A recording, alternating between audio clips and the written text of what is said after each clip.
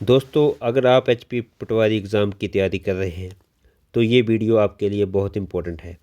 आज हम कवर करने जा रहे हैं 30 मोस्ट रिपीटेड एमसीक्यू भारतीय सोइल के। तो इसका पहला प्रश्न है, भारत में सबसे अधिक क्षेत्र पर पाए जाने वाली मिट्टी कौन सी है? तो ये मिट्टी है ऑप्शन बी, जलोढ़।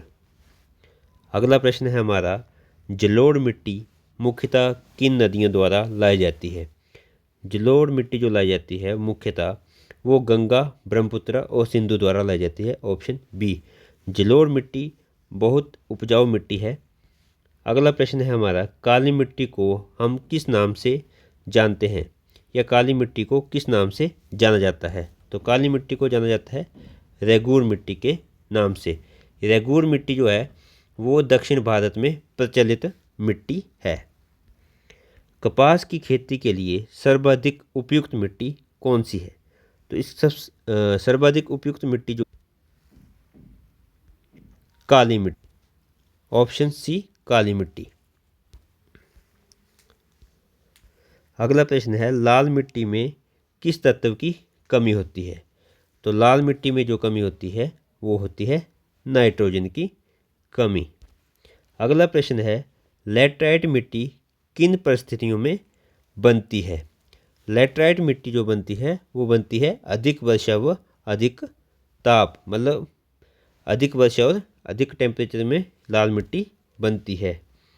मरुस्थलीय मिट्टी मुख्यतः कहाँ पाई जाती है? मरुस्थलीय मिट्टी जो पाई जाती है वो पाई जाती है राजस्थान में, थार के क्षेत्र में मरुस्थलीय मिट्टी पाई जाती है।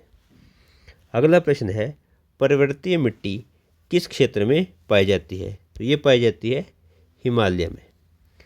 काली मिट्टी में जल धारण की क्षमता का गुण कैसा होता है? तो ये होता है ऑप्शन सी अधिक।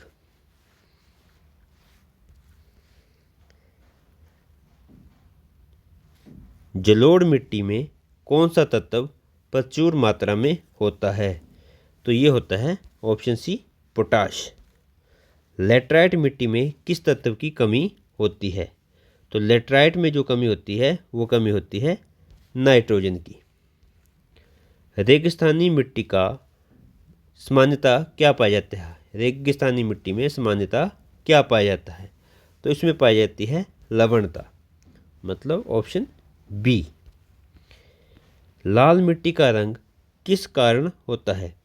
तो लाल मिट्टी का जो रंग लाल होता है वो होता है ऑप्शन सी लोहे के कारण, मतलब आयरन के कारण। दक्कन के पठार में मुख्य मिट्टी कौन सी है? जो मुख्य मिट्टी है वो है ऑप्शन बी काली मिट्टी। ये जो है ज्वालामुखी के कारण ये काली मिट्टी दक्कन के पठार में पाई जाती है। पर्वतीय मिट्टी समानता कैसी होती है? ये जो मिट्टी होती है ये होती है ऑप्शन सी पतली और अपरिपक्व। अगला प्रश्न है, जलोढ़ मिट्टी को दो भागों में बांटा जाता है। तो जलोढ़ मिट्टी को किन दो भागों में बांटा जाता है? तो ये बांटा जाता है ऑप्शन ए भांगर और खादर। अगला प्रश्न है, भांगर की तुलना में खादर मिट्टी कैसी होती है? तो ये होती है भांगर की तुलना में खादर मिट्टी जो होती है वो ऑप्शन सी नई और अधिक उपजाऊ होती है। कौन सी मिट्टी ईंट बनाने के लिए प्रसिद्ध है? तो ईंट बनाने के लिए कौन सी मिट्टी प्रसिद्ध है? ये जो प्रसिद्ध है ये है लैटराइट मिट्टी, जो है ईंट बनाने के लिए प्रसिद्ध है। अगला प्रश्न है, लाल मिट्टी किस क्षेत्र में पाई जाती है? तो लाल मिट्टी जो पाई जाती है वो दक्कन के पठार में पाई जाती है।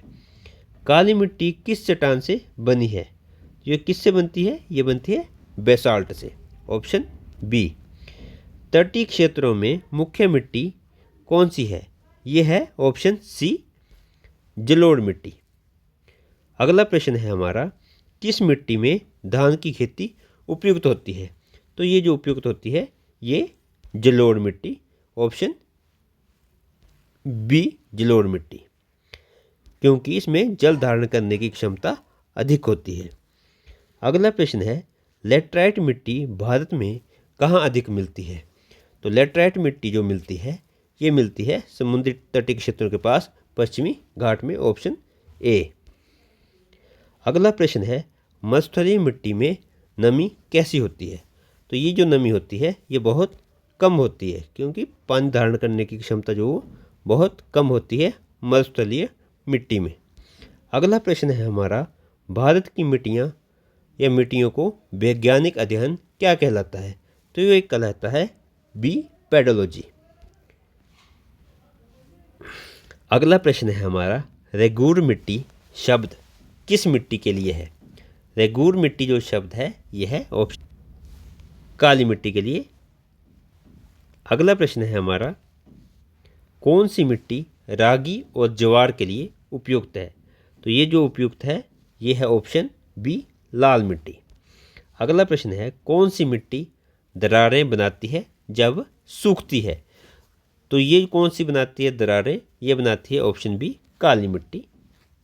अगला प्रश्न है, कौन सी मिट्टी तेज अपरदन से प्रभावित होती है?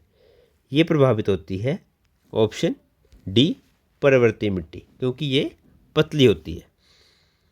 अगला प्रश्न है, लास्ट प्रश्न है हमारा, काली मिट्टी को सेल्फ फ्लोइंग सॉइल क्यों कहा जाता है? जैसा कि हमने पढ़ा पहले, इसको क्यों कहा जाता है? इसलिए कहा जाता है क्योंकि ये सूखने पर दरारें बनाती है, ऑप्शन सी। तो दोस्तों ये थे आज के 30 महत्वपूर्ण MCQ। तो ऐसी वीडियो के लिए लाइक करें, शेयर करें और चैनल को सब्सक्राइब करें। तो ऐसी वीडियो के साथ नेक्स्ट में मिलते हैं।